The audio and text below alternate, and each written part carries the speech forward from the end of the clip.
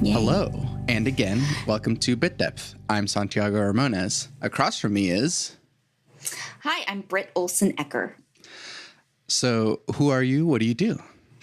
Who am I? Ooh, very good question. I do a lot of things. That's why I always write that in my bios. I say I do a lot of things. I am a musician. I'm a photographer, director, actor. I do videography, editing, singing. Gosh, I think I've covered most of it. If I'm forgetting a few things, I'll chalk it up to that. Yeah. And of course, we've had you on here before with Melissa and Outcalls. Yes.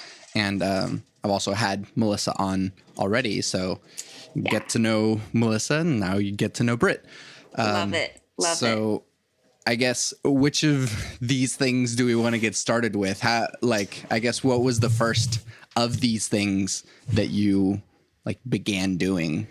The first one was definitely music. My mother was a jingle singer in New York City in the early days. She sang the Coca-Cola jingle. She did all types of jingles that you probably would recognize. And she would play her demo tape in the car while we were doing trips. And I would listen to that and sing everything back to her. And that's how I started getting interested in music. And she always encouraged me to do all types of lessons, piano, voice, what have you. So she encouraged me to do lessons. She was very supportive, and my father was an artist, so they both really encouraged me to do art, and there was never a second thought of, what we wanted to do or what I wanted to do in terms of that. Yeah, so I started taking piano lessons when I was 10, and then I started doing voice lessons in high school. And once I studied and learned that it was fun and I had a good time and I was talented, I wanted to pursue it in college. And really, when I went to Peabody, the Peabody Conservatory, my goal was to be a better singer. That was what I wanted to learn. There was I didn't have any lofty ideals of becoming this opera star or whatever star. I knew I could do it if I really worked my ass off. But yeah, I just wanted to learn how to sing better, and I certainly did. And because I had a greater understanding of what I could do in the world, I really got to kind of explore all different types of genres of music once I graduated. Jazz, musical theater. I still did some opera. I directed some opera. So I really feel like music was a great window, or it was a great door into all of the other stuff that I could do. Yeah. Arts-wise. Yeah. So then how did you kind of start bleeding into the other arts, acting, directing, Right. Well, video? I always loved acting, and I acted in high school. And once I got to Peabody, there was less acting, obviously more acting in opera. But opera acting is there's a whole other world of what that requires. It's very different than your typical acting. So I always loved doing that in high school, and I wanted to audition around school. So I did all types of auditions in the Baltimore area.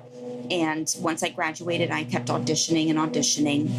And directing was kind of an easy foray into directing. There were plenty of directing jobs, and people want directors who understand the art. They want directors who understand opera and what it requires. So having performed in opera, that was very helpful for me to just have an understanding of what it required. And then photography kind of was random. My father did photography. I loved his film photography, and I wanted to kind of replicate that. So I brought my camera to school. I started taking pictures of my friends, and a business grew out of that. I did less film as time went on and more digital photography, just because of how things have evolved in terms of that, medium. And from there, I just like throwing a bunch of things at the wall and seeing what stuck for me. Yeah. Yeah. So I guess since there was never really I guess I'm going to start being a creative, at what point did you, solidify it? At what point did it become a career rather than just what you're doing in college or whatever. Right. I think I realized like I could charge money and good money for photography, especially photography. That was the first sort of wake up call I had. When I started, of course, I was charging just for the film and the development. So I wasn't even charging for the time, because I was like, I don't feel comfortable doing this. I don't know what the hell I'm doing. I don't want to be held responsible for messing up somebody's headshots. But then I was like, you know what? I'm good at this. I should be charging for my time. I should be charging, a little bit more than what I'm doing right now to cover costs and editing, which I'll have to learn and have to figure out eventually. So yeah, there was just this moment where the prices kept going up. And then I said, I can't walk down to the CVS. That's time I need to charge for to get I got my film developed at CVS. It was such a different time. Oh my God. Now I send my film to Kansas. That is like a reputable place to get developed. So the prices kept going up. And then I thought I can charge different packages, and I can, if I'm going to do an event as opposed to headshots, if I'm going to shoot a wedding versus a live music event, I need different price points. And that was the first, I remember the first week I earned over $1,000 doing photography. And I was like working crazy hours. Of course, I probably was still charging like $75 a session. Now, I charge a lot more than that. But I remember being booked, really, really booked, and earning that money and thinking, wow, I can definitely keep doing this. And I love doing it. So it was a gift. It's really a privilege and a gift to be able to have that ability to charge money for your services. And people really love that. And they'll tell their friends. Yeah. How does your music and performance experience relate to how you do photography? My gosh. Every single time. So there is a quote from Helmut Newton. Helmut Newton, he's a photographer. Yes, Helmut Newton. He says, to be a photographer is to seduce, amuse, and entertain.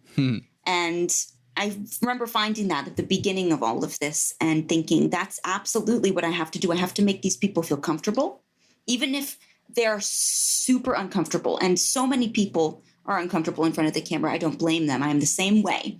But my job is to make them feel at ease, so the photos look like their best selves. So you put on a show. Even, there have been times where I'm like feeling pretty awful, or like something's going on and I can't really focus, and you have to turn it on for clients. You have to turn it on. You have to do your photos the right way. So for those sessions, it's so much more of a show. You're like, okay, I really have to turn this on, make them laugh if they're not laughing, if they're not feeling it. Because sometimes, when I first got a client and I didn't know them, which is frequently, especially if it was word of mouth and friends are passing along other friends' information. There are people who are very, very trepidatious with the camera. They don't like getting their picture taken, what have you. And it's so much of a show to really ask them about themselves, get them to really open up to you, and really get them to understand that it's a one-on-one thing. We're really working together. We're really trying to create a product together that's going to really look good, and you'll trust that it looks good. So it's taken a long time sometimes in sessions to really get people to relax and open up. And once that happens, the photos are incredible, and they look so much different than the first few where things are a little sketchy or tricky. Yeah. Yeah. Having gone to school for music, you kind of were given all of the information, versus whenever you started photography, you kind of learned things along the way. How is the learning process different between going to school and kind of being taught versus learning everything and picking it up yourself along the way? So many bad photos. So many bad photos. And I will say I've gone back and looked at some of the stuff that I've done, and I say so many bad photos, but really I had already had a lot of practice early when I first got my film camera. I had a lot of practice when I first got that when I was 16, doing some film, and then I put it away for a while, and then I brought it back 4 or 5 years later. But when I first got my digital camera, I was totally intimidated by this thing, and I'm still intimidated by them. There's so many settings and so many cool things that you can do in camera that are, now the weed whacker is going. It's really a day. It's okay. There are so many things. Okay, so anyway, digital photography. And this the camera was a gift to me. So I was really, really fortunate to have a gift of this really, really lovely digital camera and the zoom lens that I said, okay, this is what I'm stuck with, and this is what I'm doing right now, and I've got to figure this out. I still did film and used my digital camera because I was like, okay, film is my fail-safe. Like, I know how to do that like the back of my hand. Mm-hmm. But the digital camera, I don't really know what I'm doing. And looking back, especially for some of the live music that I photographed, where the lighting is different, I always would love to shoot. I always like to shoot outside. And the lighting is it's easier. Some people will say, oh, it's super hard, but it's easier for me because natural light's always been very helpful. But when you're dealing with dark rooms and just a little bit of lighting that's coming in, and there's performance and there's movement, there's all these new settings that you have to kind of learn how to do. And the best way to learn is to really fuck up a bunch and think about what you have to do differently and practice. And I would say yes to all of these gigs that people would say, do you shoot this? Do you shoot that? And I said, yeah, I do. Even if I hadn't had any experience, I said yes to everything, because the only way you're going to get that experience is to do it. Even if you're like, I don't know how to do it. Yeah. So saying yes was helpful. Yeah. This is a question that I'm kind of stealing from a different podcast, but I guess what's the best piece of business advice that someone gave you or that you learned along the way? Best piece of business advice was to say yes to everything. Yeah. Well, not everything. I say that, but also it's important to be able to know where your limits are in that sort of sense. But to always ask for more. And asking for more can mean asking for more money, asking for more accommodations. Don't be afraid to really value yourself as high as you think you can go. And I remember those first few sessions where I charged a little bit more, or I redid my price list, and I really took those prices up, and I said, I'm going to lose some people. Some people are not going to be able to do these sessions with me anymore. But I was shocked at how many people said, yeah, I can afford this and I can do it and I want to do it. And those were the clients that I was realizing I need to work with those people. So that was a really helpful bit of business advice, actually from my mother, who runs her own business herself, to just say, I'm going to ask for more. Yeah. I'm going to ask for more. And if they say no, I lose it, but somebody's going to say yes. Yeah. What's like one of the most nitty-gritty, annoying, tiny detail things in photography that you feel like nobody either knows about or talks about, and it's just like one tiny thing that you're just so like happy that you know, or that you're just proud of? Ooh, what I'm proud of, or like a nitty-gritty thing? That's a very good question. Let me think about this for a second. So I wish somebody would have told me this, or something that I'm proud of is that you don't need to be a gearhead to take good pictures. And I remember having conversations with other photographers about what type of gear we would have, or they would frequently ask me, oh, what do you shoot with, or what sort of lenses are you working with? And I was like, a camera and a lens that I have. Yeah. And they would, and I think that there's a misconception that you need to know all of these little details like that. Now, you need to know what works best for you, and that does take trial and error, and that does take certain matching of gear for sure. But I've learned the best way by renting things and seeing what works best for me. And some people are like, oh, there's too much compression, or there's, the zoom is too much. But I was shooting with a really, really cheap digital camera when I first started, and the photos were still used for many people's headshots. They looked beautiful. They looked great. And you don't need to be a gearhead to really take good pictures. Yeah. You just have to have a good eye and a passion for it. Exactly. Yeah. Yeah. What's been the strangest situation that you've shot for? The strangest situation. Ooh, there's so many. I have to really think about this. Strangest situation. I always think of something, and then later on, when we're off the podcast, I think, oh, this was so much stranger. I'm trying to think of. Let me think of a gig that was like, I felt like a real fish out of water. I mean, even it could be even recently. Oh my gosh, this is a great one. I was thinking of a studio space because I've shot at many studios. I've had my own studio. I've rented hourly at studios. So I was in this amazing studio in the middle of Baltimore, the Ramones Seltzer Tower. I had this penthouse studio for a year and a half. And after a while, I was like, the numbers aren't working. I need to find a new space. And there was a local Baltimore studio that was renting out their space hourly. And I was like, this is perfect. The price is right. I don't have to do any long-term lease. I can do really, exactly what I need to do. I can pay a membership and rent. So thankfully, I had a friend of mine coming to do photos. And it was going to be my first photo shoot in the studio. I was so excited.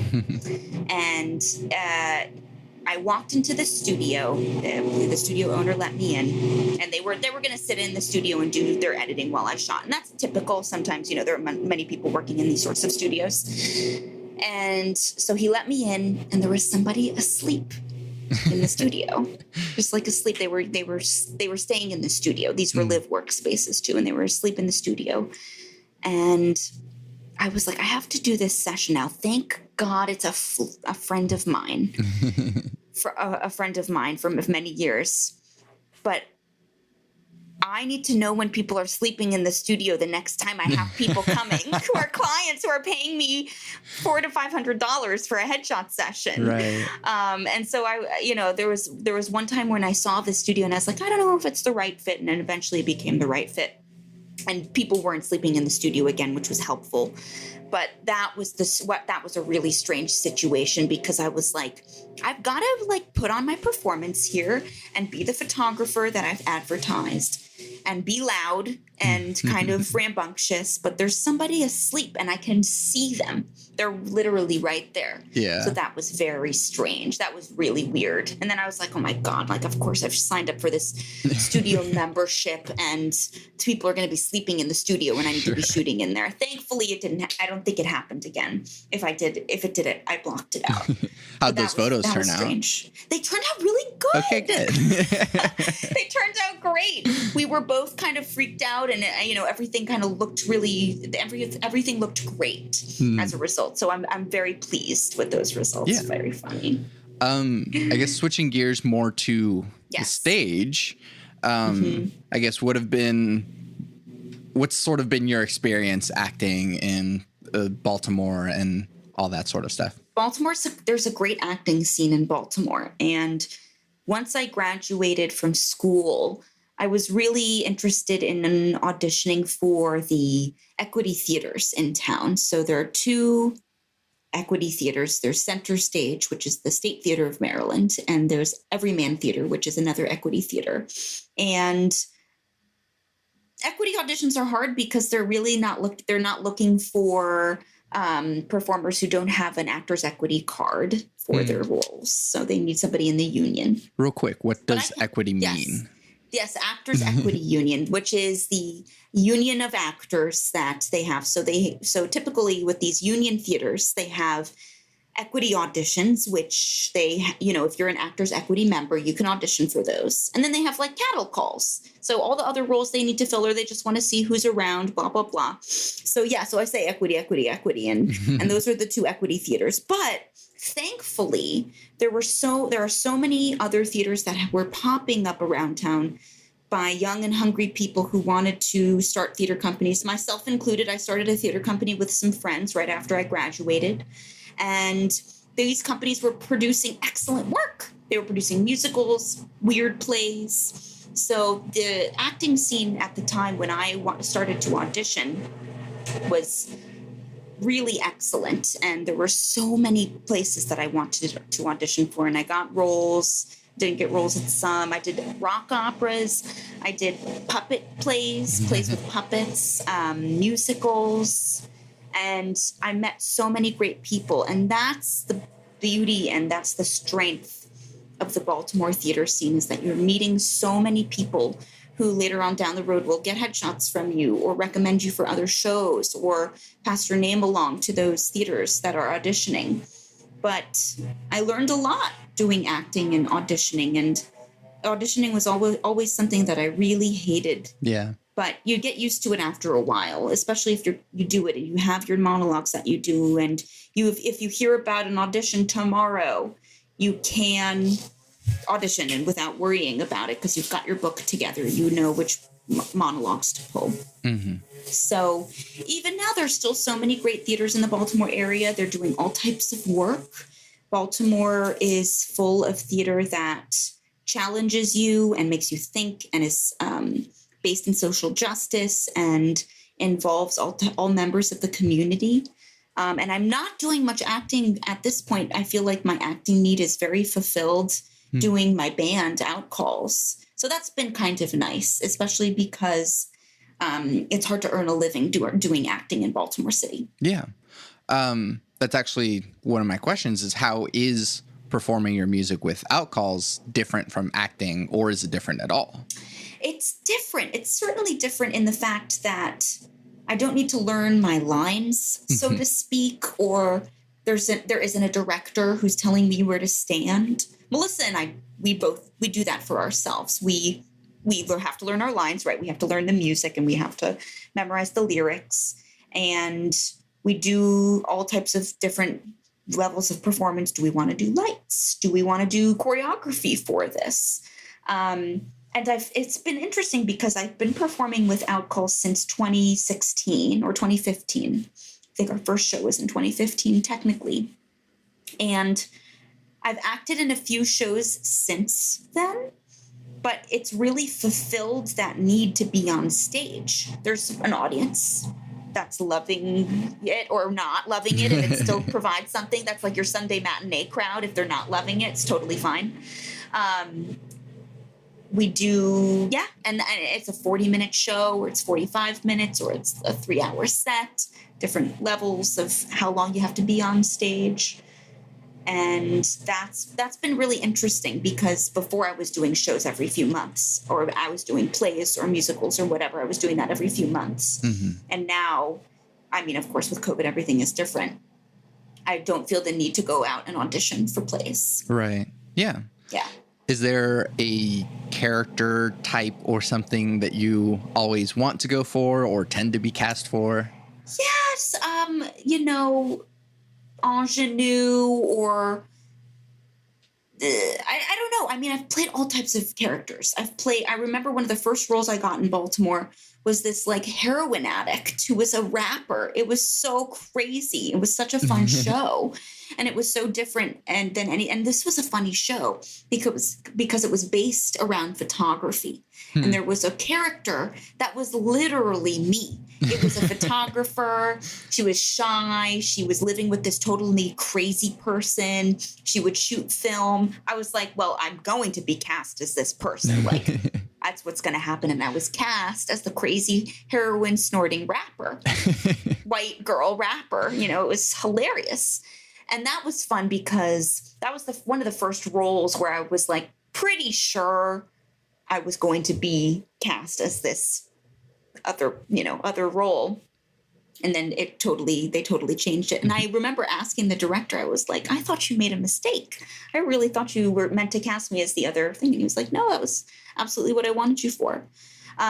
So I love being cast as whatever. And I think that's your strength as an actor, is to be put in any sort of role and be able to really, really embrace that role and to take it to the next level. And there are certainly people who are typecast, and I think you see that a lot in film and sometimes on the stage. But that's what I mean. Certain actors that are film actors who play all the different types, that's a masterclass in what you can do as an actor. Yeah, definitely. And then I guess some of the side stuff like video and film. So like, I guess, do you spend a lot of time doing those other stuff, or do you kind of try and focus on your main things? I have started doing more video stuff, especially for outcalls. And again, that's the sort of stuff where somebody will ask, oh, do you do video? Yeah, I do video. Okay, now I have to figure this out. But I really love editing. That's something I've always done. I used to do that at school too. I used to take stupid videos of all of my roommates in college and like edit them together. And I remember editing my first video, and I think it took me 3 days to edit something that was like maybe 30 seconds long. I'm sure it's on YouTube still, lurking in the bowels of YouTube. But video is just another fun, experimental photo thing that I've really loved learning about and researching and doing the best practices for that. That sort of thing I could definitely charge money for, but I'm not like, I don't say, oh, I'm a videographer, I charge for my video services. I'm not there yet. I probably could be, but if I shoot headshots for the rest of my life, I will be very happy. Yeah. That's really great. That's really, really what I love. And that's what I've been doing the most for the most time. Yeah. So, yeah. Why creative? Why, do something like this? And of course you grew up doing music, but it's like, it is hard to, I guess, see it from another perspective and be like, well, why not just like be an accountant, which is like the default like job thing. Yeah. I never saw myself as anything else. And even now as an adult, you're still comparing yourself to other people. I grew up, I'm actually in Greenwich, Connecticut. My mom lives here, and I'm speaking to you from the house I grew up in Greenwich, Connecticut, which is one of the most affluent communities in the country, probably in the world. And I was very fortunate to grow up here, very fortunate to go to a school where the education was, by most people's definitions, like a private school, though it was the public schools here. And my friends who I graduated with, who are in my class, are working for big businesses. They're doing hedge funds. They're in finance. Yada, yada, yada. But every time I talk to them and think, should I go to business school? Like, should I be a lawyer? I'm like, I don't want to go to school for this. I can't imagine going back to school right now. So there's one decision. Okay, I can't imagine that. But it was never my path. I really believe that. It was never the path that I wanted to take. And I do thank my parents very much for telling me you can be whoever you want to be. And I will tell my son and my children that no matter where they go to school or what they study, you can be whoever you want to be eventually. Yeah. Just because you go to school for one thing doesn't mean you can't be another thing eventually down the road. And so many of even my graduating class of Peabody colleagues, they're doing all types of things. Some of them have gone into different lines of work. Some of them are teaching not music at all. And I really admire that. I really think that just goes to show you learn really how to be a person and how to interact with the world in college. And even if you don't go to college and you just work, that's, that's your intended path too. So yeah, creative, it's always been it's always been my dream, and it's a privilege to follow your dream. Yeah, definitely. I guess kind of a more broad question. Do you separate art from the artist? That's a great question. I think that I have for certain people, and I haven't for other people. And, I think like when I hear that phrase, do you separate art from the artist? I think of controversial subjects like Michael Jackson or other artists that their personal lives have been a mess, but their art is fantastic and groundbreaking and brilliant. So there are times that I have, but other times where it's really hard to do that. And you're listening to music or you're reading something, and there's a thought in the back of your mind of, well, this person did this. And I remember even trying to watch a Tarantino film where Harvey Weinstein was the executive producer. And I couldn't get through the credits because his name was scrolling through it. And I thought, I can't do this right now. I wasn't in a place to do it. Maybe eventually. But yeah, was there anybody specific who you were thinking of, or even me? I mean, that is kind of like the general idea of the question, is going into separate kind of areas. And it's usually music, because music is one of the ones that, like, we have a lot of terrible people at times. So right, certainly, yeah, definitely. And those stories are still getting uncovered. And I remember, like, at the beginning of the Me Too movement, and when all of these things were coming to light, telling myself that I'm going to have to prepare to say goodbye to my heroes, musically, in literature, wherever it might be, and just to have to prepare to say goodbye to those people. And I think that I have for a lot of them. And if Michael Jackson comes up on a playlist, sometimes I'll skip it, sometimes I won't. It just depends on how actively I'm listening. But yeah, there are terrible people that permeate all levels of our world, whether they're in the financial sector, whether they're in the arts. And I truly believe that for some of these, it's just only a matter of time, which is why I have to tell myself, just prepare to say goodbye. Mm-hmm. But when those voids happen, there are other people to take place, and there are other people to listen to, and there are other people to read and watch on TV. Yeah. And it just takes some looking and some real looking into yourself to say, I'm not going to settle for just listening to this. I'm going to see what else is out there. Right. Yeah. Yeah. And besides, there's more to enjoy from other things. Everyone's favorite artist was once a local artist. So exactly. They had to start somewhere. Mm-hmm.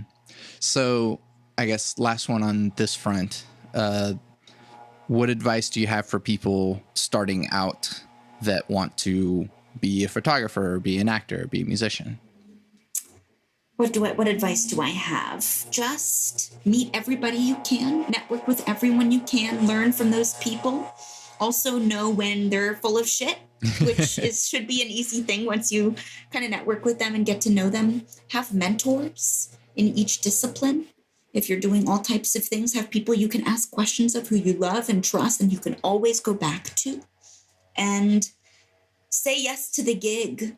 Yeah. And figure it out later. Yeah. Don't worry about it. I really, that's the best piece of advice, is to just say yes to the gig, especially when you're starting out and you don't have that experience, right? People say, for jobs, for example, they're like, you must have 5 years of experience. Apply for that job. A bunch of men are applying for that job. And this sometimes applies a lot to women, because women are like, oh, I'm not qualified. Nah, I shouldn't do this. Apply for that job. And say yes to those gigs, because you'll get the experience. You'll learn from your gig, and I'm sure you'll do a better job than you actually give yourself credit for. Yeah, definitely. Yeah. Switching gears, and there's no good way to switch gears. What is the role of spirituality or religion in your life?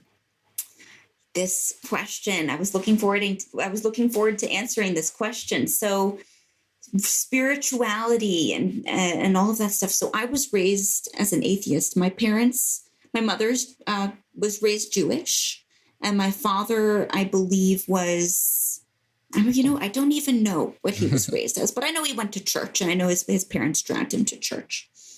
So when I was born, I was never baptized. I never did a bat mitzvah or anything, but my parents really gave me a choice. It all comes back to choice from my parents. I'm very thankful for them.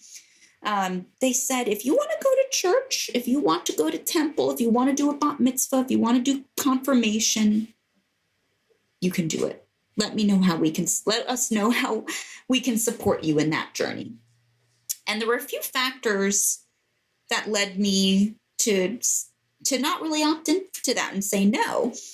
The first one being that because my parents were atheists themselves, that really influenced me. And so I reflect a lot on the fact that if I was raised in the church, or if I was raised going to shul, would I have believed in this stuff? And that's a question I've really thought about a lot, because I went on birthright to Israel last year and, thought a lot about how I'm culturally Jewish. And I still identify as a Jew culturally, but I don't go to synagogue. I don't do any of that. So they were atheists, and they were never like, this isn't real or that sort of stuff. But they told me what they believed in, and they said I could make my own determinations from there. Also, a determining factor was all of my friends had to go to synagogue, or they had to go to church. And it just didn't seem like a fun place to be for them. Yeah. And they had to go because they had to go. And they had to do this because they had to do this. And I was invited to bar mitzvahs, so I got to see what that was all about. I went to church. I sang in some church services, so I saw what that was about. And it wasn't where I wanted to spend my Sunday mornings. I wanted to sleep. And let me tell you, I slept all day. I slept until like 2:00. It was ridiculous. I slept so much. So now things have changed a little bit, because I went to Israel in January of 2019, and I met a bunch of like-minded peers who were feeling like maybe they weren't Jewish enough or didn't feel like they fit into this culture. And Judaism, I have experienced open arms. I have experienced shut doors, but I do identify as culturally Jewish. So I will light the candles for Friday Shabbat, and I will light the candles for Hanukkah, because I feel like that's important to pass down among generations, just what those traditions are. So things have changed a little bit for me, but for the most part, it's still how I feel. Mm-hmm. Yeah. What is your definition of God? God. Should I talk about what I picture God like, or how I like? Whatever that means to you, God? yeah. Okay, whatever it means. Oh boy. I mean, I think a lot of people like me have this like old white man with a long beard ingrained in their head of what God looks like, right? But I think since having a son and since giving birth and being pregnant, I think God is a woman, has to be a woman if she exists. And there's, of course, a little bit of, I wonder if there is some greater power, but I really do feel like God doesn't exist. And I remember, actually, I do want to talk about this. So I remember when 9/11 happened, and I remember feeling like if God existed, he would never have let that happen. And he would, and we were being in Greenwich, Connecticut. We're super close to New York City, and I remember going to our local beach, and you could see the Twin Towers from that beach. They were right there, and so many of my friends' parents worked in the city. My parents were going into New York that morning. And I remember thinking to myself that morning, if there was a God wouldn't have let that happen. And that was the final determination for me on that front, which I still think about every time. I'm like, well, because my husband, he's very spiritual. And he was raised in the church, and he's very spiritual. But that's kind of my thought on what that could be. Mm. There was a lot to unpack in there, and I'm sure I haven't unpacked all of it. Yeah.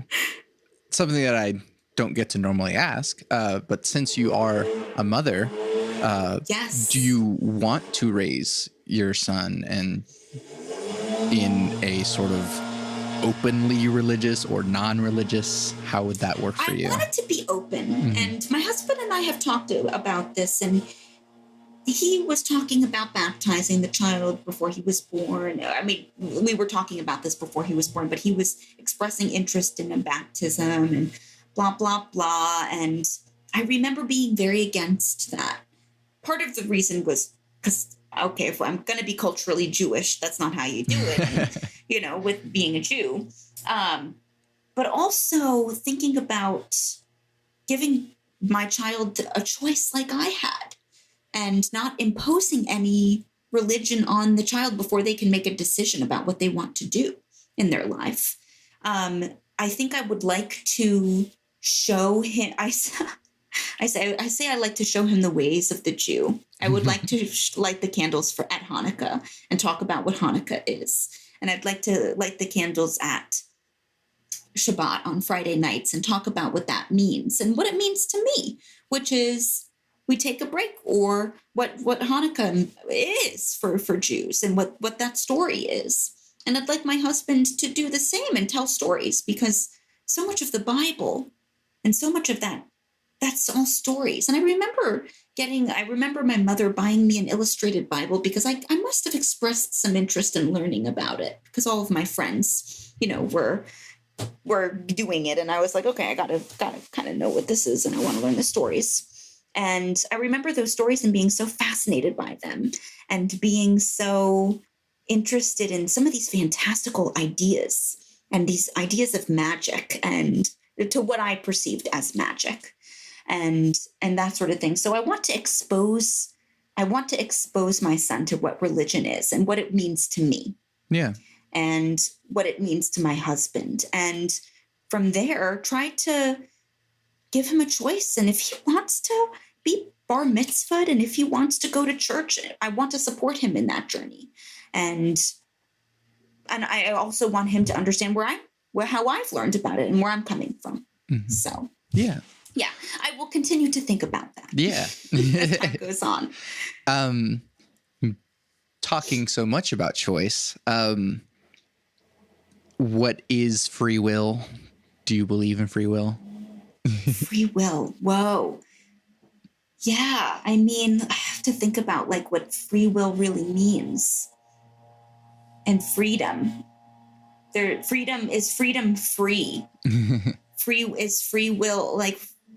We're thinking a lot about freedom these days. Wow. Yeah, I think I believe in it. I'm going to really think hard about that after we're done talking. You're springing this on me. Yeah, no, I think I'm going to have to really think about that. I mean, of course, that's such a freedom and free will. And I don't, that's so much a part of the conversation right now with what's happening, and what freedom means for people, and what freedom means for white people as opposed to people of color, and free will, having that option. Mm-hmm. I recognize that as a white woman growing up in Greenwich, Connecticut, free will means something very different to me than it means to so many other people, and even so many other white people. And that sort of awareness is something I really attribute to living in Baltimore City and knowing people in my community and really living with those people and learning about them. So free will can be very constrained by your circumstances. Some people don't have choice. Yeah. I believe that some people don't have choice, or they feel like they don't, and they feel confined, or they are confined, or they're confined by poverty, or they're confined by racism, and there's so much to think about there. Do I believe in it? Absolutely. Can it be accessed by all? I'm not sure. Yeah. No, that's, I'm glad, or I like how you parse that out. Yeah. Okay, good. Yeah, no, I had to talk through it a little bit. Yeah. Since you had sort of wanted to talk about this, what happens when you die? What happens when you die? I know. And it's just great because we talked about faith and we talked about religion and all of that stuff. Yeah. So I wanted to talk about this because I think that we need to talk about death as much as we talk about life. And we don't do that as a society. Death is so taboo. And of course it is, because it's a horrible thing to think about, especially, well, it's a horrible thing to think about because that's what we have been taught. Exactly. That is what we have been conditioned to do and to think, right? It's horrible. It's horrible. But death is such a part of life. And I had a real experience with death, not my own death, but my father's death that I've never really publicly talked about. So he died 5 years ago after a long illness. And my mother and sister and I watched him die at the end of his illness, and how that part of his life was so important to closing out of his very long illness and his life. And also how talking about death is important, needs to be more in the medical community. And there's palliative care now. Of course, there's hospice care, which is making people more comfortable at the ends of their lives and talking about that in the conversations with them and with their families. But having that end of life plan and what you want to do and how you want to die with dignity. I think that my sister, my mother, and I, and my husband have all had conversations that are very honest after witnessing that. And we should all have that with our families. Yeah. But back to the question of what happens when you die. I really think that's it.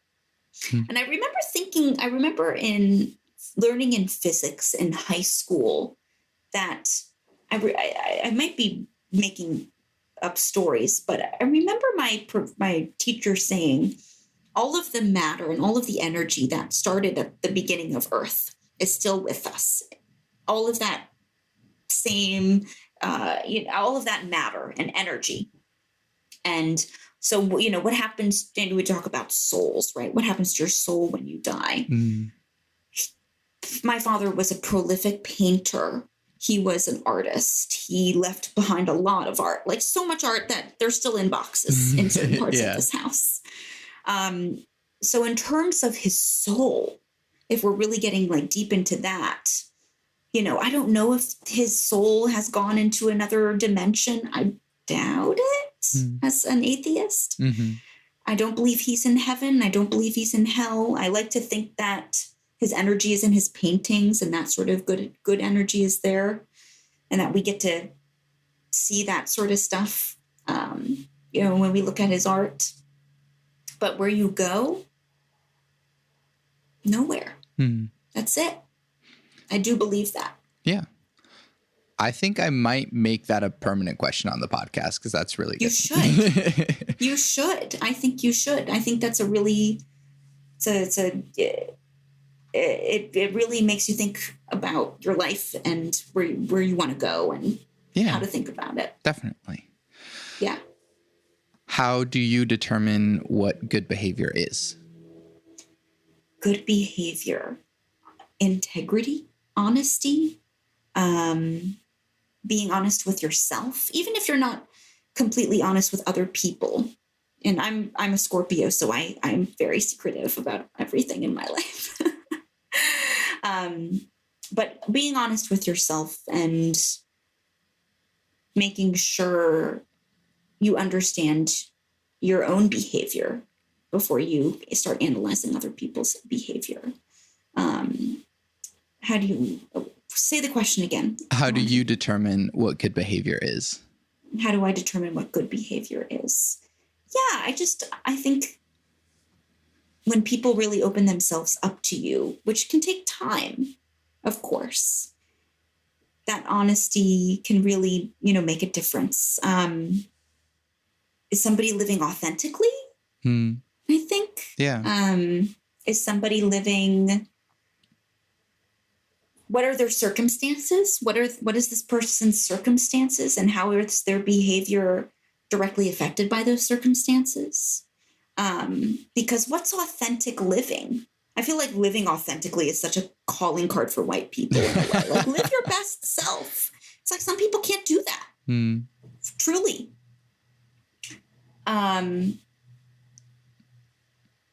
Good behavior is friendships. Good behavior is knowing which friendships to keep and to not maintain. I've been really reflecting on some old friendships of mine and what those mean to me. And if we're still hanging on just because we were friends once in high school. Of course, with the proliferation of social media, it's like, my gosh, how many Facebook friends do I have that I've never talked to? And are those friends? Yeah. Don't know. Yeah. Good behavior. You're going to have to give me this list of questions after we're done so I can think about them. Sure. Yeah, definitely. What do you think humanity is heading towards in the future? This is a very deep question, especially for right now, right? What is humanity heading towards? I think we are heading towards a collective inhale and exhale of what really matters to us in this world. We are grappling with a really scary time, both politically, health-wise, mentally, and I hope that what we're seeing now in terms of people talking openly about mental health, people talking openly about death, life, religion, whatever it is, will really open more conversations up and let people be more honest about how they feel and not so scared about how they feel about certain things. But for me, this has really shown me what I care about. I mean, our current times, it's really showing me what I want to focus my energy on. Yeah. Part of that is spending every moment with my son, who's 7 months old, and making those moments count. Some of that is focusing on writing, just sitting down at the piano and taking that time and really thinking about how I want to spend my days. Yeah. Yeah. And okay, so one more kind of down question before I start going upwards. Do you believe humans are evil by nature? Ooh, I think humans have evil tendencies, but I don't believe that. I think people are generally good. But I think that they learn evil behaviors. Yeah. Right. And I think that people learn, you're not born a racist. You learn that behavior. You're not born with hate in your heart. I don't believe that. Now, on the other hand, there are terrible problems that people have with their brains that lead them down that path, whether or not they learn that or not. But no, I like to think that people are good generally. Yeah. Now, I feel like I've got evil behaviors for sure that I've learned and cultivated over time. But that's a true belief of mine. I do think most people are good. Yeah. Yeah. So now moving upwards, what are you optimistic about for our future or your future? What are we? Yeah, I'm optimistic that we'll all figure it out. And that's kind of been like the COVID theme. Like, we'll figure this out. We'll figure it out as a society. will figure it out individually. And I've talked about that with my husband. I've talked about that with Melissa. Like, it's okay to have taken time to process trauma of everything being on hold. It's okay to focus right now on taking care of your family and not creating art and not taking this time to learn a new skill. Oh my gosh, if anybody else tells me that, I'll have a nervous breakdown. But I'm optimistic that we're going to figure this out. And I think I'm even more hopeful and optimistic that we're seeing such fervor and vigor from younger generations, younger than me, that are fighting for equality, and they're fighting against racism. And they're not saying, okay, the news cycle has changed. This isn't a big deal anymore. They're still protesting. They're still trying to figure it out. Yeah. And I feel like with each day, we're going to see more people who are coming into the sphere of whatever, who are going to give people hope. Yeah. And hope is hope. Okay. So back to like death, right? Mm-hmm. Yeah, I know you're like, where's she going with this? God. So my father, we had decided that my father's doctor was going to come tell my father that he didn't have much longer to live on a Friday. And my father then died that following Monday. So he lived for another 3 days. And I believe that hope is what keeps people alive in big ways. My father's hope was that he wanted to do a final painting trip. He wanted to get well enough to do a final painting trip. And once that door was closed, that was it. His body was just like, well, what else is there? Yeah. If that was the hope that I had, right? Your hope is to get better. Your hope is to get better enough to go on a trip. And if that hope is gone, so hope is keeping me alive for sure, for certain things. Yeah, definitely. Yeah. What makes you content? What makes me content? My son makes me content. Music, creating music and having like those bursts of creativity makes me content. Cooking makes me content. Telling jokes with my husband makes me content. Travel makes me content. Hanging out with family makes me content. Having my best friend as Melissa Wimbish makes me content. There are so many things that make me content. And this has been a really good practice because now I'm thinking about all those wonderful things. Yeah, good. When will you be satisfied? Never. I feel like that's such a great question. Satisfaction is so hard. And I'm working on new songs for Outcalls. And every time I listen to the track, there's something else to be changed. And even listening to our previous recordings that have been mixed, mastered, reproduced, that are out there in the ether, there are times that I'm like, this is excellent. And there are other times where I'm like, well, maybe that could have been changed. Did I sing that right? Oh my God, that sort of thing. But yeah, satisfaction, I feel like that's a great question because there are so many things that I am satisfied with. But at the same time, to be completely satisfied is not to live. You have to still yearn for things and make changes to your life and keep that question going of, well, when will I be satisfied? When maybe that never will happen. And that's okay. Yeah. I think that's okay. I think that's an okay way to be. Yeah. 2 more questions for you. Yay. What advice do you have for people in general? What advice do I have for people in general? Take risks. Hold on to your friends and family. Those are the most important things in life. I really believe that.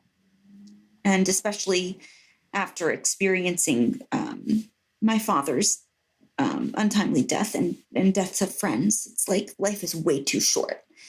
And I was the most apprehensive of having a child. And I have not shared it widely. I have not posted about it on social media, which, because we follow each other now on social, like I haven't like shared it at all because I'm so terrified of repercussions in my life. But my God, I am so happy that I had my son, and life is too short to wonder if you should do things sometimes like that, and just do it.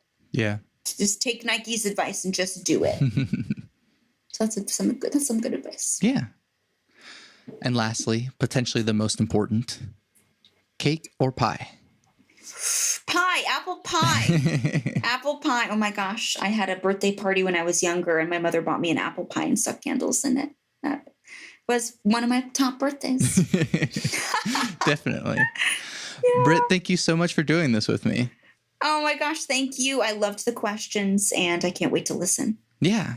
Where can we find you and all your things? Oh my gosh. Go to my website, which is brittolsenecker.com, and there are links to photography, outcalls, social media handles where I mostly complain about things. Because what's social media for? Right. Except not to complain. So you can find all that stuff. And then, of course, band is outcallsband.com, where you can see all that stuff. Awesome. So, yeah. No, it's been a really special conversation. I really appreciate you taking the time. I'm Santiago Ramones. I'm Britt Olsen Ecker. You can find everything that I do on my website, santiagoramones.com. I make music. Bloom is available now, streaming everywhere. Put it on in the background, put it on your workout playlist, show it to your friends so you can all enjoy it together. You can also buy the album and get bonus content to get a bit deep into the emotions you can feel with it.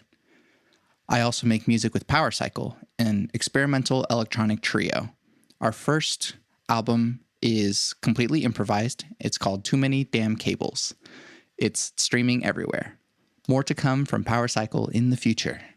To support this podcast, leave reviews, comments, tell your friends about it, and buy my music, because by supporting me, you're supporting the podcast.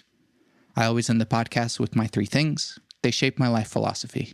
Those 3 things are: love never fails, it's going to be okay, I might be wrong.